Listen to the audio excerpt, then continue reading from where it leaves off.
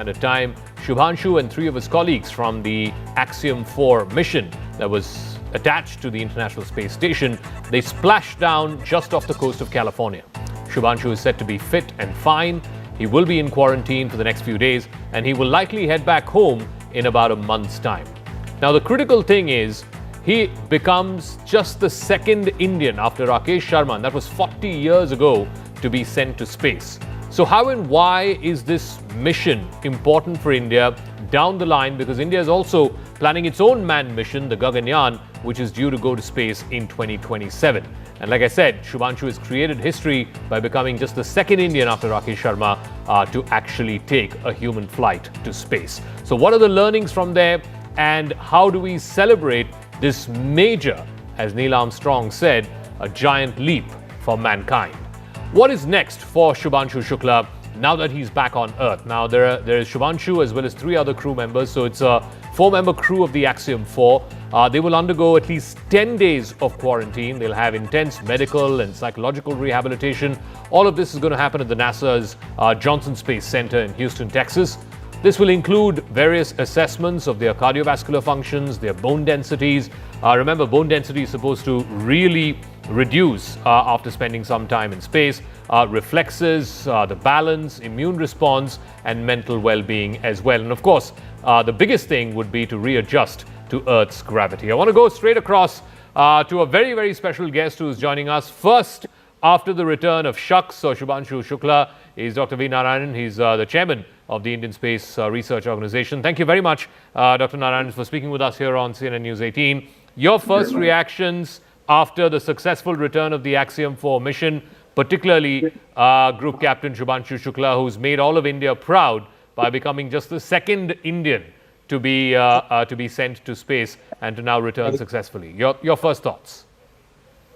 My first response is we all should thank our Honorable Prime Minister Narendra Modi ji for giving the approval for the Indian Gaganyaan program on 15th August 2018. And he's the person, under his leadership, we got this approval. Second thing, he also strongly felt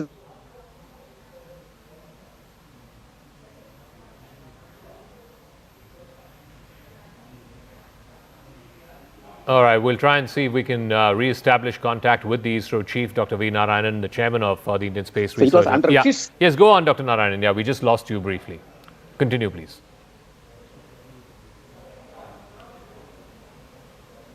Vision and Axiom company. So first and foremost, Honorable, India is going in a big way for the Gaganyaan program. Gaganyaan program is meant for sending our own brothers, rather our Gaganyaan-3s, to space and bring them back safely. Towards that, lot of activities has to be done. Number one, the rocket has to be human-rated.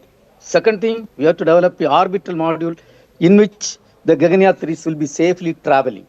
And we have to develop an environmental control and safety system. Means we have to maintain oxygen content, temperature, pressure, relative humidity, everything has to be maintained for a conducive living environment. For that, almost easy to say this. And in the earth, God has given all the things, but if it has to be maintained in the space, almost 800 control components are required to maintain, and the entire system is required. The next thing is, in case of anything happens to the rocket on its onward journey, we have to save our Gaganyaan-3s.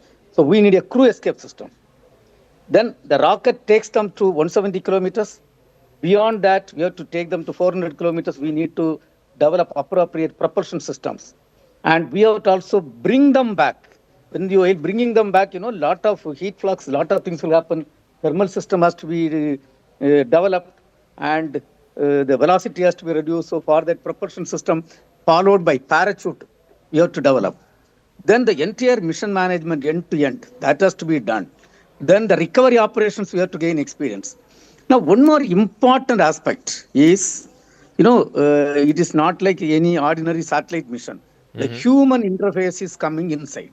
Human interface, when the human beings are going, first of all, we have to train them appropriately in different environments, different test beds, and they have to be pumped at a different level of knowledge. So this training has to be done. In fact, 4 Gaganyaan-3s we selected, and they were put through a different level of training in Russia. Then it is Honorable Prime Minister who strongly felt, I think one of them we should send it to International Space Station. Thereby, we'll gain a lot of experience and confidence. And thereby, two of the Gaganyatris, one is Prashant Nair and Shubhanshu Shukla. These two people were selected and they were put through the training program. In fact, 10 months they have undergone training in various facilities. Okay. That gives lot of exposure and experience. Second thing is, these people, when they travel, go with experienced people, you gain confidence. And then they know how to work in a microgravity environment. And that experience and exposure. And 25th, they were lifted off. And 26th June, the module was docked. Then the microgravity environment, that exposure, a lot of things have happened. Okay. Then he has learned how to work as a team in microgravity environment. He was not alone, There were 4 astronauts flying this mission. 7 people were in the International Space Station. So along with 11 people, 10 more people, he has got the exposure of working as a team. And we also had some 7 scientific experiments, biological experiments, seed-related aspect, and biological-related aspect. A lot of experiments we planned. And the experiment is done systematically by core team members, ISRO team members, and national labs in the ground. And some of the things he has to do it in the onboard, which successfully he has done. And now we have to bring back, for example, seeds. We wanted to expose to deep microgravity environment. We understand how is the yield increasing. So we have to bring back and do a lot of experiments. So it is not that, don't think that experiments are completed. Experiments are just initiated. And we have to bring and we have to study a lot of things. Dr. Naran, can I also ask you, some of the experiments that he has done and the experience that he will be sharing with scientists in ISRO once he comes back, how will this help in the Gaganyaan mission, which India's own manned mission, which is due for 2027? This is not only Gaganyaan. These experiments are not only for Gaganyaan. It is for it is microgravity experiments. But now the type of training what he have imparted, the type of confidence what he has gained, the type of exposure what he has got, the type of microgravity environment which he has lived, and the way the splashdown today, it was a professional splashdown. Yeah. That happened. Everything brings confidence, not only to him, in fact, for me also. And earlier there was a time 2 years back, space travel means I was really, for me it was a excitement, not excitement, it was sometimes tension also. But today I'm quite confident. Given a chance, anybody we can send. So that is the type of confidence which has come. So all these things are the outcome of this program, which is going to feed for Gaganyaan program. Another important thing is, originally this mission was supposed to be on 11th June, you all know. Yeah. Correct. And on 10th June, we came to know there was a small leakage problem. When they did the engine test, we came to know, we understood there was a leakage problem. Then with our Indian education system, Indian knowledge, the ISRO team went ahead and requested for stopping the mission because we were not confident on the safety of the astronauts. Then initially there were difference of opinion. Finally, and it was based on the guideline from our own Prime Minister and Minister, and we were very clear that we should not allow that mission with a leakage. And then it was called off, rather launch was called off on 10th, and 11th early morning when they tested, there was a small crack which was noticed in one of the pipeline. And really, if the mission would have gone, it would have ended up with sometime catastrophic situation, mostly catastrophic situation. I want to tell one thing. So it is the ISRO team which really strongly argued for not going ahead with the mission. And finally, initially there was a difference of opinion, but finally everybody is convinced that because of the ISRO team, the safety of astronauts were fully assured. Okay. And I am very happy to inform that the Indian education system, Indian scientists, and we have really proved that we are second to none. And in even holding a rocket in the last minute to ensure safety of the astronauts. When it comes to this type of mission, safety is very, very important. Okay, so that Dr. we have Narayan. ensured, and it took off. And thereby, in nutshell, I want to tell, lot of inputs we are getting for the Gaganyaan program. So this program is a subset of Gaganyaan program. All So right. Gaganyaan is a major program for us, and it is a subset, and it is feeding for Gaganyaan program. Thank you very much, Dr. Narayanan. Many congratulations. This celebration is for you, your entire team. Of course, Shubhanshu Shukla becomes the face of it because he's the astronaut who was chosen to go to space and come back. And like you said, many, many learnings for your team ahead of the Gaganyaan mission. Thank you very much, and congratulations once again. And important point is, these Gaganyatris are employees of ISRO. Yes. Probably you may be knowing they are our colleagues. Correct. And to summarize, actually we have to congratulate entire 140 crore Indians. Okay. Because the success is Indian success. Okay. And everybody was praying for a successful mission. And in a nutshell, we should be so thankful for the visionary leadership what our Prime Minister gave. And surely the way through this confidence, what our experience we have gained. That too, second person was gone to space from India After 40 Rakesh years. Sharma, and first person who has gone to International Space Station. It's a remarkable achievement, but feeding to the major program of Gaganyaan program. All right. Dr. Narayan, thank you very much. Congratulations once again, and thank you for speaking with us here on CNN News 18. So this return of Shubhanshu Shukla marks not just the end of a groundbreaking mission of Axiom 4, but also the beginning, as you heard from the ISRO chief, saying this is now India's next chapter in human space exploration, which is the Gaganyaan mission. It will give this particular mission, Axiom 4, would have given Group Captain Shubhanshu Shukla first-hand experience of what it is about the systems and protocols on board the International Space Station. Gaganyaan's capsule will also dock to the ISS, similar to how the SpaceX Dragon capsule docked to the ISS. It will provide practical insights into the station's operations, including whether it is life support, environmental control, communication systems. India's collaboration with NASA, Axiom Space, and other space agencies will also facilitate knowledge and technology exchange, collectively contributing to the cause of enhancing the human footprint in space. Also, Captain Shukla has brought back with him tons of experiments, whether it is space food, whether it is the crop growth in microgravity, and all of this, understanding of muscle health in space, all of this will lay the groundwork, many of which, of course, was done by the Axiom 4 mission, but it will be taken forward by the Gaganyaan mission, which is due in a couple of years' time. It helps develop and validate technology, not just for Gaganyaan, but also for other future missions that ISRO has on its radar. All right, I want to go across to Mr. William MacArthur. He's a former NASA astronaut and chief astronaut at Titan Space Industries. Thank you very much, Mr. MacArthur. I'm sure you closely followed the return of Shubhanshu Shukla and 3 of his colleagues at the Axiom 4 mission. What, in your view, makes this particular mission different from the other missions that we've seen go to the International Space Station? A couple of things. One is you say only a few nations. The International Space Station partnership's over a dozen nations, and so it really truly has been international. But but it has been expanding lately. Now, unfortunately, the International Space Station won't be with us much longer. It's scheduled to be deorbited in about 5 years. And so this has been a great opportunity for companies like Axiom, commercial companies, to take advantage of the demand from countries that had not traditionally participated in ISS to begin human space flight. Now, you asked about the significance of this flight. Clearly, something of great significance is the fact that 4 nations were represented on the Axiom 4 crew.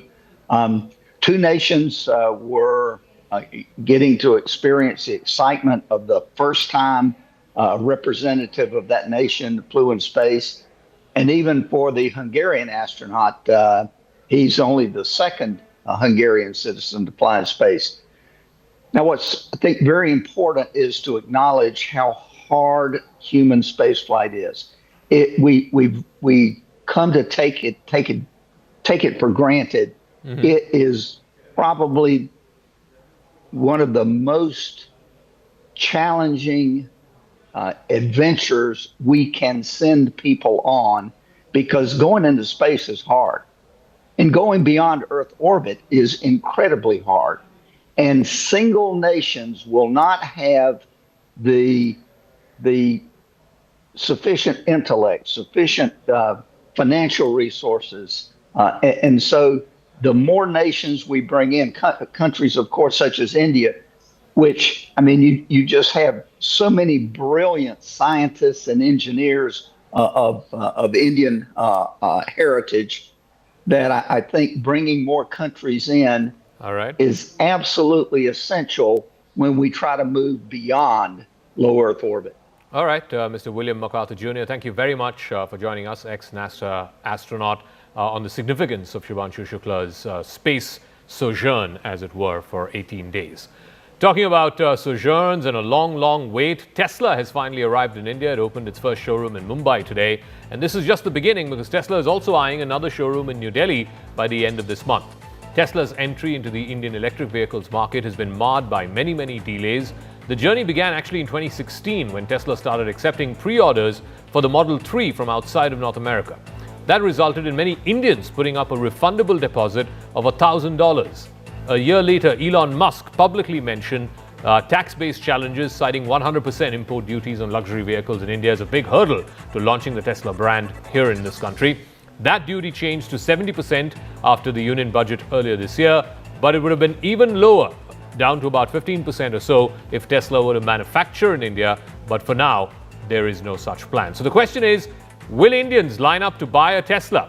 Well, looking at the expense of it, how much you have to shell out to buy a Tesla, maybe not quite, because it is quite steep. It is quite expensive. It's going to cost you double of the price that it's currently available in the US for. So the Model Y, which is the first model that they've released here in India, it's the rear-wheel drive. It'll cost you a little over 61 lakhs. This is for the basic range.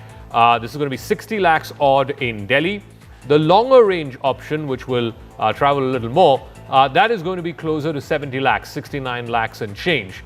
It is cheaper to buy the Tesla if you live either in Delhi or in Mumbai, because both of these cities have much more friendly and attractive EV policies. There's also a big waiver on road tax and registrations for EVs in both of these cities. But if you want to register this in any place outside of these two cities, then you will have to shell out, depending on what the road tax is across the country, anywhere between another 5 to 7 lakhs.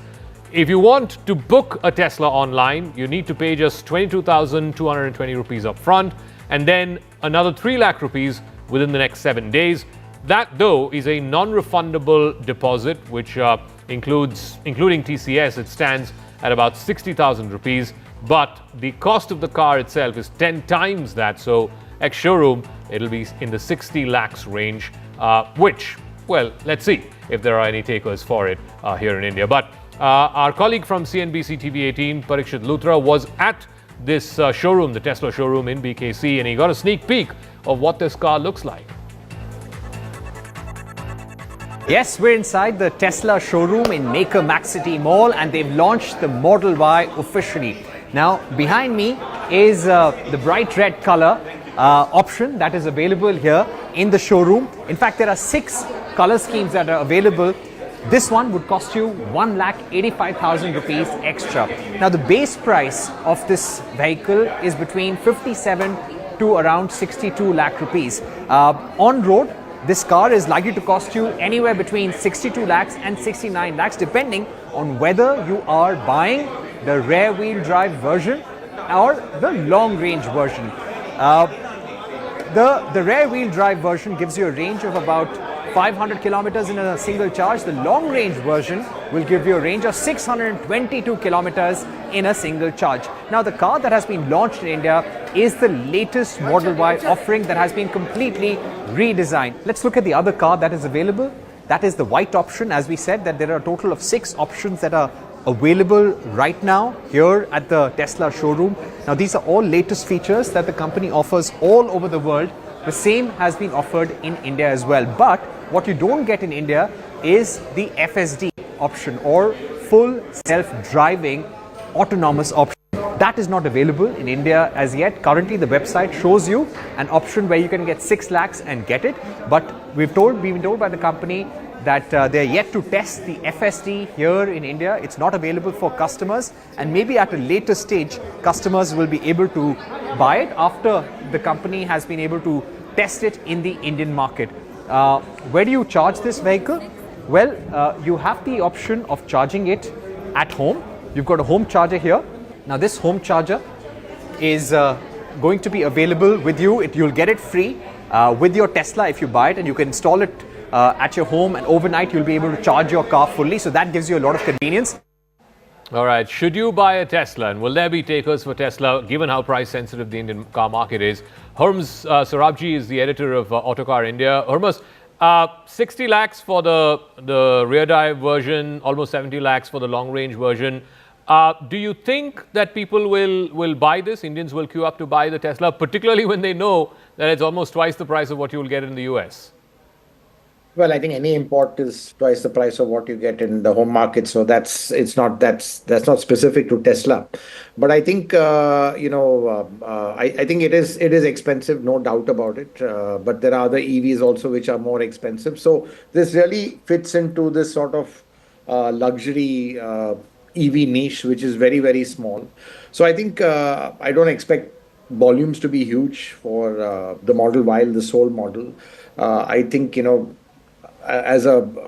optimistically, maybe about 2,000 units a year is what they could hope to achieve. And a lot of them will buy into the brand more than the product. So I think one should kind of, let's say, not have high expectations from the volume side. I don't even think Tesla has high expectations. This is their way of just putting their toe into a vast Indian market and seeing where it goes from there. So they've come in as an import. It's not locally assembled. So I think, it's going to be a kind of a very low volume, high impact game that they're looking at. So one of the big fears was, and especially at the time when we were talking about, if they set up a plant and the duties will be less than 20% and so on and so forth. Anyway, that's not come to pass. What might the launch and the manner of this launch of Tesla at this price range mean for the domestic EV manufacturers, the Mahindras and the Tatas of the world? I don't think it'll impact them at all, to be honest, because as I said, this operates in a completely different segment of the market. It will compete more with the Mercedes and Audis and BMWs. I think that's really where this vehicle is positioned and being targeted at. So I don't think the domestic manufacturers will see any. And it's like, saying that will a Mercedes launch of an ICE vehicle like a GLC impact a Mahindra XUV 700? It's the same kind of logic, So I don't think it would really impact the mass-produced models over here. But tell me something. If you were to do again, it's apples and oranges, but if you were to do, let's say, a comparison of the Audi Q3 or Q5 or the Audi A4 or A6, regular car, not electric, with the option of buying a Tesla, do you think that people would go for the regular choice? I mean, ultimately, again, those are also luxury cars. They also have just as much, I guess, snob value, if you will, as a Tesla would. What then is the selling point for the Tesla, if at all a comparison is made? Between I the think BMWs Teslas have a lot of unique selling points. One is the brand itself. People buy into the brand. It's a kind of more than a brand. Tesla is like a phenomenon. And don't forget, this has made Elon Musk as a towering figure. And, they equate technology with the brand. There's Starlink, there's SpaceX. It's the same owner who's putting rockets into space. So I think there's a certain tech appeal of it. And rightfully so also, because I think where Teslas really score is in the infotainment and software. The whole experience of that, the over-the-air updates you get rapidly. I think they're really masters of software, which they are. Their battery technology, their motor efficiency, which gives them the long range, and also the strong performance. So these are the core attributes of Tesla. I think where it falls is in terms of fit and finish and a little bit of, the kind of plush feel. It can't quite match Mercedes and BMW in that. So Teslas have got a lot going for it in terms of appeal. But again, I think the price is going to be a barrier for huge volumes. All right. Hormuz Sarabji, thank you very much for joining us and putting that into perspective for our viewers. Thank you. All right, I want to move on from the Tesla launch to a tragic story, and really a story that we should all be outraging about, and we are. A 20-year-old second-year student of the Fakir Mohan College in Odisha's Balasore district was accused the head of education department of sexually harassing her. This happened a few days ago. This was on the 30th of June. The 20-year-old student lodged a complaint against the head of department. A day later, she even filed a police complaint against the professor, but the college took no action whatsoever. Intimidated, forced to stay silent, and driven to choose between her life and her dignity, she set herself ablaze during a protest that happened on the campus a few days ago. Unfortunately, she lost that battle late last night at AIIMS Bhubaneswar as she succumbed to her burn injuries. सिर्फ principal को arrest करने में कुछ नहीं होगा। वो जो internal committee में जो सारी मैडम और जो लोग भी थे, रिपोर्ट तो उन्होंने बनाया, फॉल्स रिपोर्ट। इन लोगों को भी हिरासत में लेना चाहिए। इन लोगों की क्या मंजूसा था, क्यों ऐसे किए इन लोगों ने? मेरे समझ में एक ही बात आता है, अपनी कॉलेज को बचाने के लिए उन लोगों ने मेरे बेटे को मार दिया। मेरा डिमांड है, इन लोगों को भी हिरासत में लेना चाहिए। So that was the victim's father saying it's not just the principal but members of the sexual harassment committee who gave a clean chit to the accused professor also need to be hauled up. Charu Pragya is spokesperson of the BJP, Sujata Paul is spokesperson of the Congress party. Charu, so this is the litany against not just the accused individual, the head of department who demanded sexual favors from the victim. He threatened to manipulate her academic scores. Yeah. She was not the only one. There were many other complaints against this head of department as well. But the college authorities and the college principal failed to act, even though it is mandated as per Vishaka guidelines in any private or public institution. If a woman lodges sexual harassment complaint, then forthwith the head of the institution has no choice but to act and be seen as acting. And yet the principal, the college authorities, the ICE committee as it's known, none of them acted. And that led to the tragic, absolutely tragic demise of this young woman. Zaka, good evening. And yes, you're absolutely right. This is a moment of deep grief for the entire nation, and we all grieve for the victim and her family. But this is also not a time for political theatre. An incident which was horrifying happened, and it was a systemic failure. But is it fair for Rahul Gandhi to be claiming political mileage from a situation like this? From calling it a BJP system's murder, that is what I have a problem with. Because what about constructive suggestions? What about understanding that there have been lapses in our entire system in the entire country which need to be fixed, and fixed with accountability, which is exactly what is happening in Odisha. That is exactly what is happening. I think that being selective about outrage is something that needs to stop, and all political parties need to pay heed to this. But Charu, isn't this exactly what you guys were doing when there was the RG Kar rape and murder of that young doctor student, and then more recently in the Calcutta Law College? This is exactly what you guys were doing. So how is what Rahul Gandhi is doing any different from what the BJP has done in other instances of rape and murder which have happened in opposition ruled states? Because they will not raise their voice for states which are opposition ruled. And what happened in West Bengal was actually political patronage given to the accused time and time again, not just once, multiple times, multiple FIRs which were swept under the carpet. After that, going out of the way, changing an entire system to employ that person. So all of those things actually point to political patronage. That person was a TMC leader, for God's sake. This comparison cannot be drawn here. Okay. And I'm not shying away from admitting that what happened was horrific, and it needs to be fixed, and it needs to be fixed for every single girl in the country. It cannot be a place where the opposition finds it convenient to point fingers in Odisha today, but they choose to keep mum when it is West Bengal. Okay, so let me ask Sujata Paul. There's been a country. series of actions that have been taken. The HOD and the principal of the college have been arrested. An SIT has been formed to probe why there was administrative inaction. The Chief Minister has assured strong action. He's also formed a state-level panel. The NCW has taken suo motu cognizance. The UGC is sending a team there, and they will be doing their own probe. What more do you expect a state government or the police to do?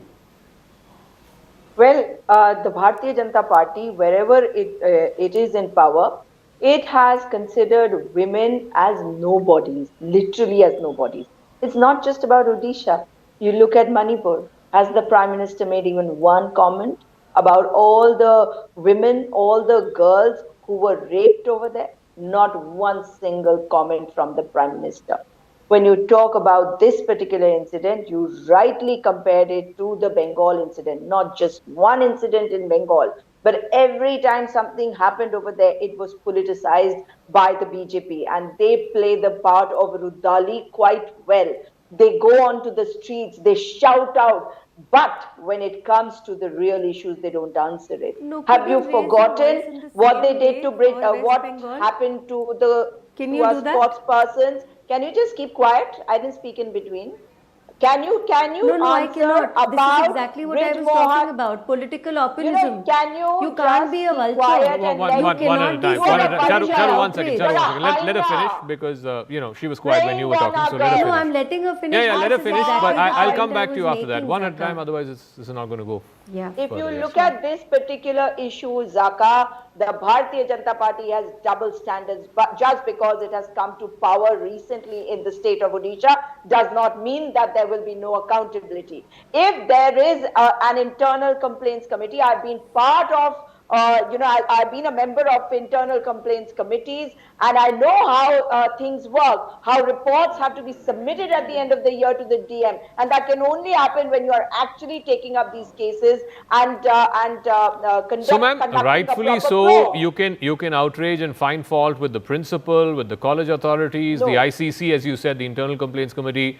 What has any of this got to do with the Chief Minister and with the BJP? Rahul Gandhi's words were the victim was a victim of the BJP system of governance. What does he mean by Yes. that? It is an organized murder by the system created by the BJP, where people have no fear of the law. A professor, an HOD, he is not scared of the law. Please. Our professor is given a clean chit. Why? Because the system which has been created by the BJP. No, but you don't women say are the same thing when, relegated. again, you don't say the same thing when a rape or murder happens in Bengal. You don't say it's because of the TMC system, do you? A rape and We murder is a rape and question- murder. No, we question Can I come in, every please, Zaka? crime, whether it is in West Bengal or No, in I don't Odisha think or you do. anywhere else. Okay. Have you forgotten what that we question? Charu Chinmay Pragya, Naran, Congress we spokesperson, question- saying they question everywhere, not just in BJP ruled states, but if crimes against women happen in opposition ruled states, also they're saying that they question. No, Zaka, that is actually not true, because at this heartbreaking moment, very conveniently, they want to throw around names of only BJP ruled states. Did we hear anything from them during Sandesh Khali? We didn't. Did we hear anything from any Congress spokesperson Yes, you did. when the Ma'am, atrocities ma'am, were ma'am, happening now you in please Congress wait your ruled turn, please. Rajasthan? Please, It's a please, lie, please. because we Please wait your turn. question When things. Charu I- intervened, I asked certain her to issues wait. and certain She topics, did. Now, Zaka. now you please wait your turn. Yeah, Charu. Charu. So let's understand that every time they scream and shout, they expose themselves. And I want to go back to when Rajasthan was governed by the Congress party. Do you remember young girls would be butchered, cut up into pieces, thrown in furnaces? Did you ever hear any word? Not a peep out of Sujata then or any of their spokespersons. Today you want to outrage and cry because this is in BJP? This is in BJP ruled state, yes. But you cannot even find your voice when it is Mamta Didi who stands and shields every single criminal, and a criminal who does such horrific crimes in West Bengal. You don't find your voice then. What Okay. did you do for Sandesh Khali? I didn't hear anything. I didn't hear a peep. That is the problem. And I think this is where I would like to not be like them, Zaka. Sujata Paul. We cannot Sujata do Paul. political outrage when it comes to a girl's modesty. You cannot and have her respect and her selective security and outrage safety. when it comes to crimes against women. I A rape in Bengal is a rape And we are- that needs and- to be condemned, and you need and to we are condemn it. looking for You didn't. solutions. Rahul Gandhi We did are not say looking for TMC long-term system is solutions. what ended up murdering the RG car victim. Are He you didn't say trying that. to say, Zaka, When it was that a at this TMC point neta of who time, made that when sifarish there ka is phone a call to get young that guy a girl job. who self-immolated He should have been herself arrested 10 years because ago she for was attempted sexually harassed. Okay, Charu, murder. yield, He please. should have Please been yield. arrested Let 10 Sujata years Paul ago make her because- point. Yeah. We will have to question where the crime has happened. We question Sandesh Khali. And if you expect us to question Sandesh Khali at this point of time, that is the most bizarre argument. No, at We the have point of time. questioned- No, not Of now, course I not did. now. I'm talking about when it happened, when the Calcutta Of Law course College I did. rape happened, when the RG Kar Medical College rape happened. Did Rahul Gandhi say it's because of the TMC system? Did he? I think I think you have forgotten that particular time. You all conducted a Shine lot a of spotlight on debates. Rajasthan We under your participated, governance. a number of our official spokespersons participated in every single debate. We questioned Sandesh Khali. We questioned what happened at RG Card. But the point is that when a rape happens in UP or a rape happens in Rajasthan, whether it is Congress ruled or BJP ruled, a girl is a girl, she belongs to a particular family. Her self-esteem We've got to leave it at that. Down, Thank you very much, Sujata Paul and Charu Pragya for joining us. Our hearts, our thoughts and prayers with the victim's family. You heard from the father a moment ago. He says that just arresting the HOD and the principal is a complete whitewash, and that ultimately the people of the Internal Complaints Committee who gave a clean chit to the HOD also have to be brought to book. I want to now move on to the other story that we're tracking. External Affairs Minister Dr. S. Jaishankar, who is on his first China visit since the Galwan clashes back in 2020. He's there for the SCO Foreign Ministers meeting, and he has reminded that platform, that gathering of the SCO, that member nations need to remain true to the group's founding objectives. And one of the main reasons why the SCO was founded was to combat terrorism. So, Dr. Jaishankar reminding his audience that they have to maintain an uncompromising position when it comes to terrorism. Raising the issue of the Pahalgam attack, which happened on the 22nd of April, in which 26 innocent people were killed, Dr. Jaishankar said that it was deliberately conducted to undermine tourism in Jammu and Kashmir, while at the same time trying to sow a religious divide amongst Hindus and Muslims in the rest of the country. After Jaishankar's strong reiteration of India's position on terror and zero tolerance to terror, it remains to be seen whether an outcome document, a joint statement, is eventually released, because remember, all parties, all countries will have to agree to the language of the document. They will have to sign off on the document. Or if the SCO fails to come out with one, much like what we saw in June, when the Raksha Mantri, the defense minister, had gone there for the SCO defense ministers meeting, and he refused to sign the document, which made no mention of Pahalgam or of cross-border terrorism. The EM has reminded SCO of its primary responsibility, that the SCO was founded to combat three evils: terrorism, separatism, and extremism. Dr. Jaishankar highlighted that they often occur together, and using this as a critical message, he raised the Pahalgam terror attack of 22nd April this year. Dr. Jaishankar underlined that it was deliberately conducted to undermine the tourism economy of Jammu and Kashmir while sowing a religious divide. Interestingly, the foreign minister minced no words as he referred to the UN Security Council's statement condemning Pahalgam. Dr. Jaishankar underlined the need to hold perpetrators, organizers, financiers, and sponsors of this reprehensible act of terrorism accountable and bring them to justice. Taking that point forward, Dr. Jaishankar stated that India continues to punish perpetrators of terrorism, also reminding SCO to remain true to its founding objectives and to take an uncompromising position on the challenge of terrorism. Now, it should be noted that Dr. Jaishankar's reminder also calls out the hypocrisy of China and Pakistan. Why so? Because it was Beijing and Islamabad that blocked India's bid to call out the Pahalgam terror attack in the SCO joint statement of the defense ministers' meet. And that's why that meet had concluded without a joint statement. In fact, India's defense minister, Rajnath Singh, had urged countries to unite against terrorism and hold perpetrators accountable. Something that the Quad Foreign Ministers' joint declaration did address, a sharp contrast to the SCO Defense Ministers' joint statement. The bitter irony being the purpose of the Shanghai Cooperation Organization, which was to fight terrorism. There is a significant shift in US President Donald Trump's approach and support for Ukraine. In a significant departure, he's now decided to send the Patriot missile batteries to Ukraine because they need these missile interceptors to cut down on Russia's repeated missile, aerial and drone strikes.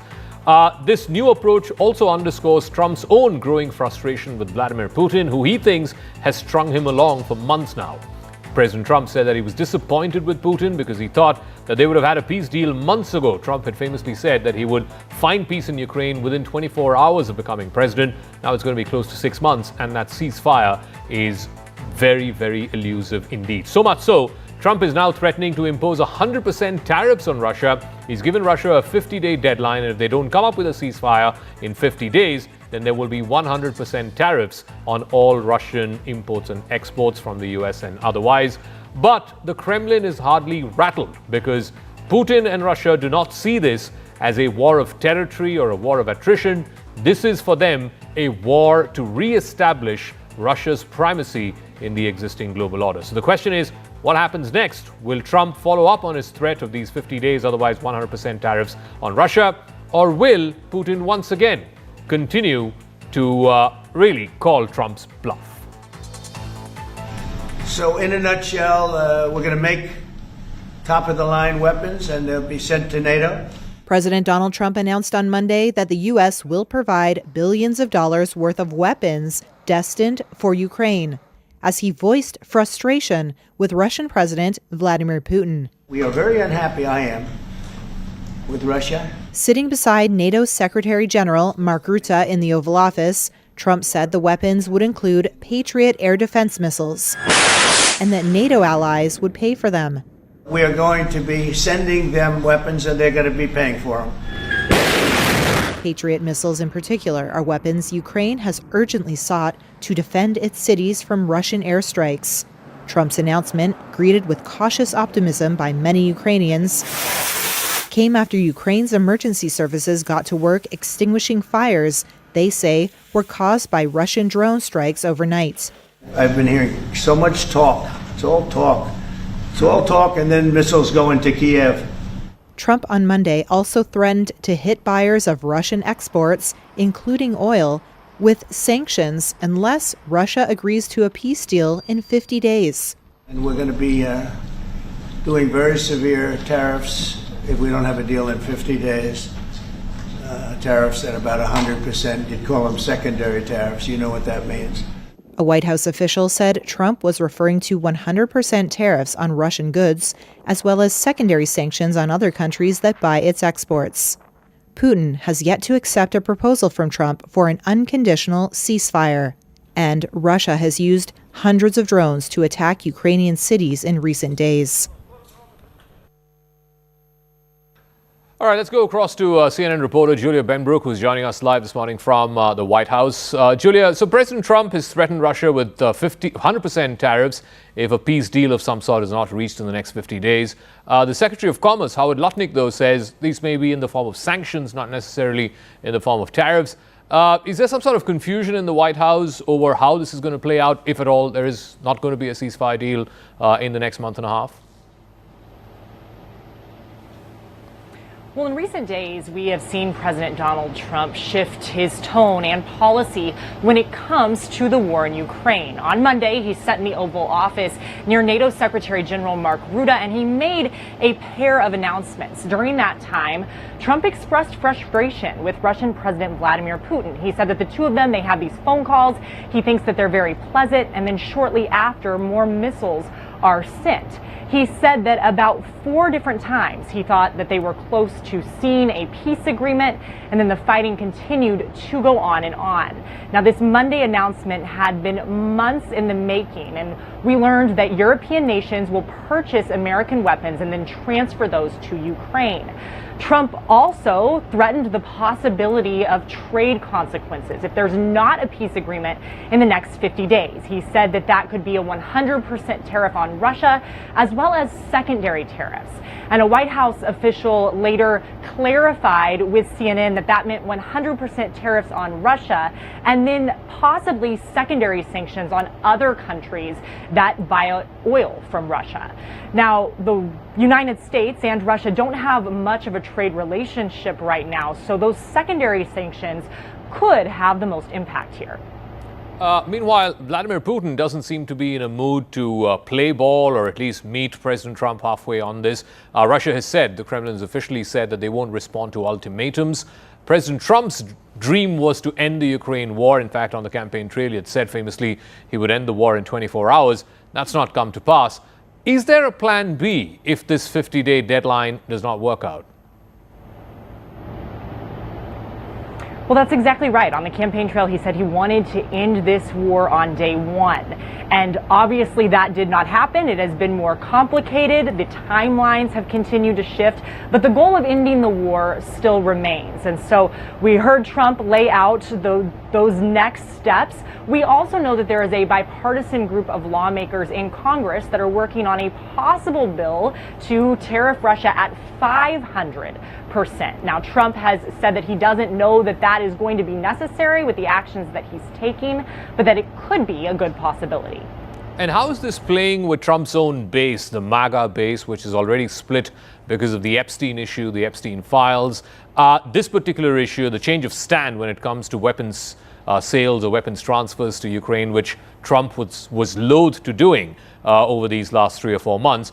This now seems to be a complete U-turn on that stand. So how is his base looking at this decision? It's too early to tell how the MAGA base is going to react to this recent decision to show more support for Ukraine in this war.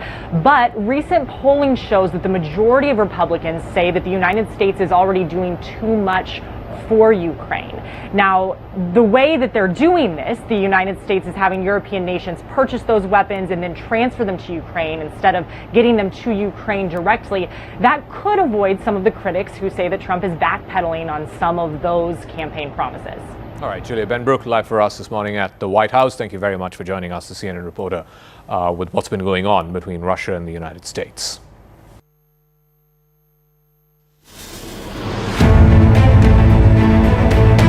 US President Donald Trump has publicly defended Attorney General Pam Bondi and FBI Deputy Director Dan Bongino amidst a backlash from within his MAGA movement. Some of his MAGA supporters are deeply concerned about the handling of the Jeffrey Epstein files. The controversy stems from the Department of Justice, which put out a recent announcement that it would not release additional documents related to the Epstein investigation. It also said that there was no evidence of any so-called Epstein client list, neither did they find any foul play in Epstein's death.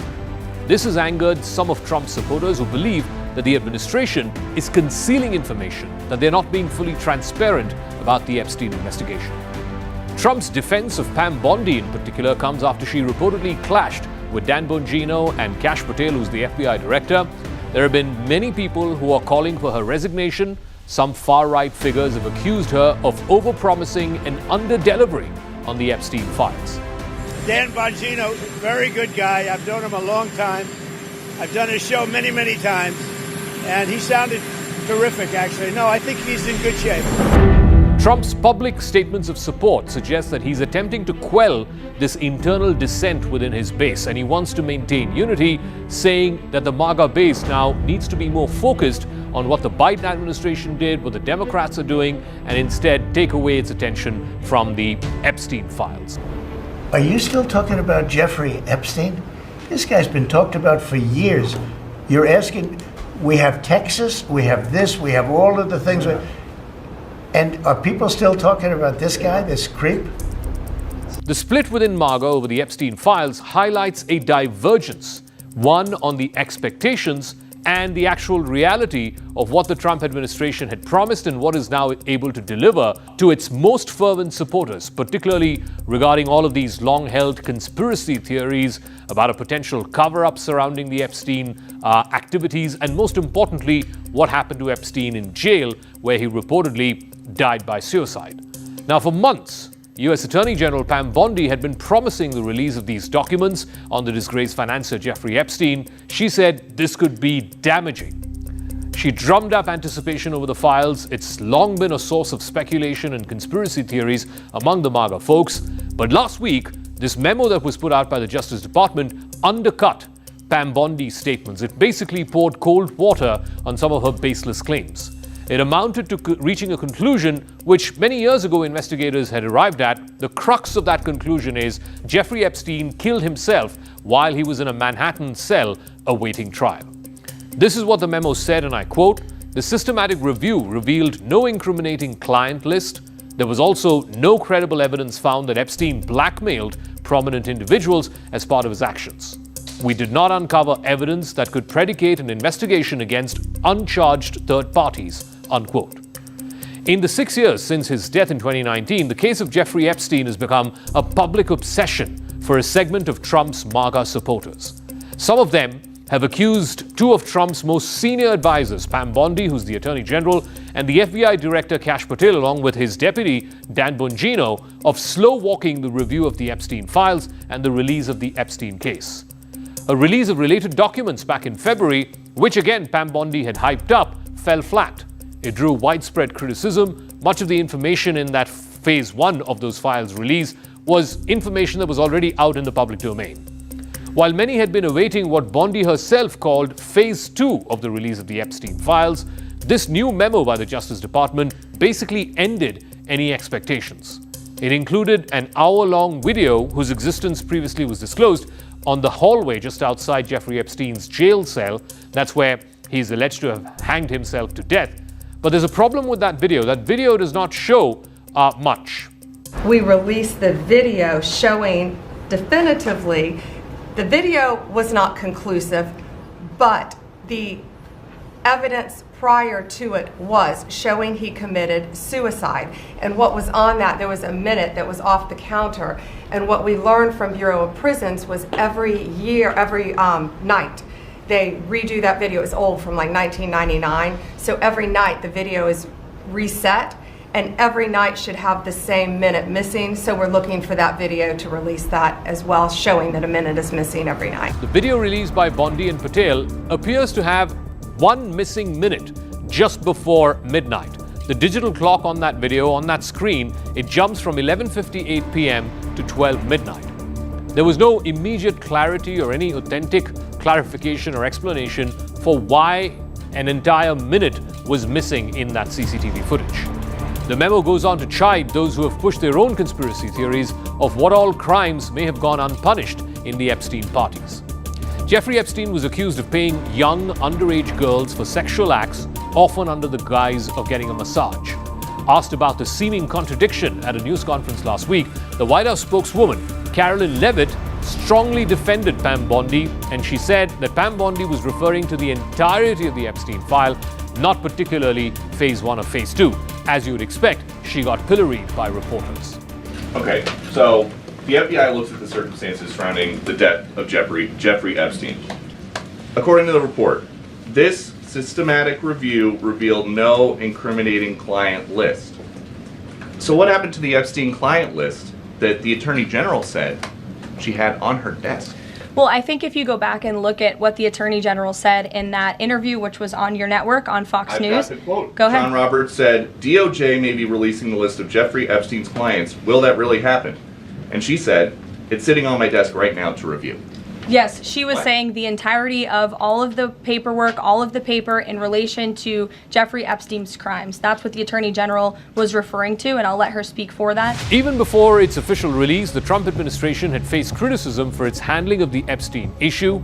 In fact, Trump's once first buddy, Elon Musk, the billionaire, posted disapprovingly on social media that no one had been arrested in the Epstein case. Well, it's not just Elon. Other right-wing powerful media personalities like Tucker Carlson and Megyn Kelly and Charlie Kirk have been upset and angry at Pam Bondi, Kash Patel, and at Dan Bongino for what they call screwing up the Epstein probe. This has split MAGA in a major way. Not even immigration or attacking Iran has seen such a split in the Trump universe.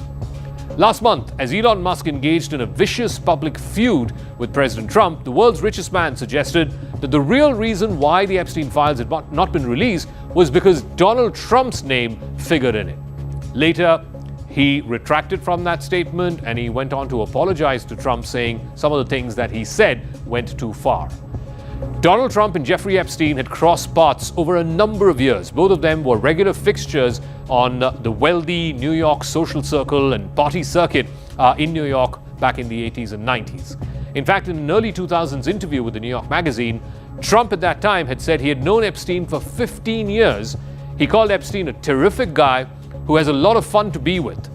Now his top investigators and his top prosecutors are having to defend a man who Trump's base thinks is guilty as charged, and more importantly, they think Trump and his administration are going overboard trying to protect the powerful names in the Epstein files.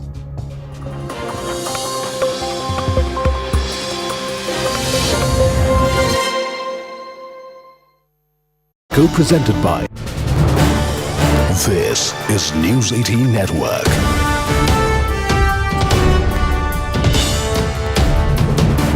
India's largest news network. I'm Shubhanshu Shukla. I'm the mission pilot for Axiom 4 mission. And I think it is great to be in space. It was kind of a cycle. I would say initially 1 or 2 days was not so good. You were kind of adjusting to microgravity, but after that, it grows on you every day. And the longer you stay, the more you like it. And it is so much of fun being here, looking back at the Earth and just enjoying all the different settings and environment of space. Hi, it's Tibor, and it's really nice to talk to you. It has been so much fun, as Shuk said. We started right with the launch, which was, I think, the best 8.5 minutes of our lives. I could do it any day, that's for sure. And ever since we have been here, we had the warmest welcome from the crew that has been up here already. And in the past 2 weeks, we have been conducting so much research and so much science, which has been actually the biggest fun. In fact, I was almost late from this conversation because I had a physics experiment right before this, but Peggy would have been really mad at me. So try to make sure I'm here. Tell us about some of the research that you will be doing and what would be groundbreaking about it, in your opinion? I represent Poland and the European Space Agency as well, and Europe. Polish companies and universities and science institutes have for the first time the opportunity to conduct science on the ISS. Together with ESA, we prepared a big scientific complement for the mission, and this is the main focus: science and technology demonstrators. We've been one of the most exciting experiments that we prepared from the Polish side was, for example, we demonstrated the first brain-machine interface in space. That was for the first time ever done. So a direct measurement from the human brain and then interpreted by the computer to perform certain actions. So this is one, but also the scientific complement is a big variety. We have experiments on nanotechnology, on science. Yeah, of course. Here you go. Swav can talk a lot about science, so. But we all love it. I'm also a science geek, and I think one of the new investigations that we're trying on this mission, Axiom 4, is looking to make it possible for diabetics to fly in space in the future. We're testing out hardware and equipment and the capabilities that would keep someone with diabetes safe up in space. Of course, my favorite is actually the cancer study where we're testing a couple of drugs to see if we can stop triple-negative breast cancer from replicating, and it's got some very exciting results. Tibor, you're only the second astronaut from your country. There's a lot of pressure on you. They'll be expecting some of those experiments on Earth as well. But how important is it then for your country? It is extremely important, and as you mentioned, I'm not the only one as a second national astronaut, but also Shuk and Swav representing the same kind of class as well. We have been the seconds from our countries as national selected astronauts, and all these countries have been waiting 40 years to come back to space as a former astronaut. It's a huge responsibility, but also a huge privilege on us. Now that we have been doing this mission, it's actually a new access for us to space. Captain, I want to ask you, this mission is so important to your country, India. What are your thoughts on the recent news that the Gaganyaan mission has been postponed until 2027? Are you still hopeful that more can be done with this mission in terms of testing in this calendar year? Yes, Paula, I think, first of all, this mission comes at a very crucial time for us, and I think it is very aptly placed. As you mentioned, we are on our own journey for human spaceflight mission, the mission Gaganyaan, and a lot of progress has been made. A lot of test missions have been conducted, and we were looking for certain test missions to be done this year and next year as well. Since I'm on station and I'm busy with a lot of experiments,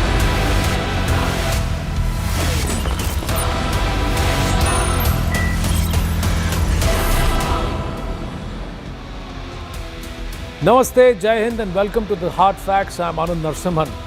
We continue to focus on Bihar. The storm over the Bihar voter roll revision refuses to settle, with the opposition camp still claiming that the exercise so close to the elections is aimed at disenfranchising poor voters, namely from the minority community or the Muslim votes. And of course, they'll break the Hindu faction into castes and look at the Dalits and the OBCs, etc., the backward castes. But as per reports, the Election Commission has flagged the presence of foreign nationals in the voter rolls, foreign nationals from Nepal, Bangladesh and Myanmar, hinting at Rohingya. But now, with the submission of the enumeration forms running smoothly on ground, the Election Commission has said that over 83% or 6.6 crore of the 7.89 crore electorate will be included in the draft electoral roll. But the forms collected are nearly 89%. So where is the remaining 6%? Let's try and understand that. 1.59% of the total voters have been identified as deceased. 2.2% of the voters have been permanently shifted from their registered locations. And a further 0.73% of the voters have been found to be registered in multiple places, that is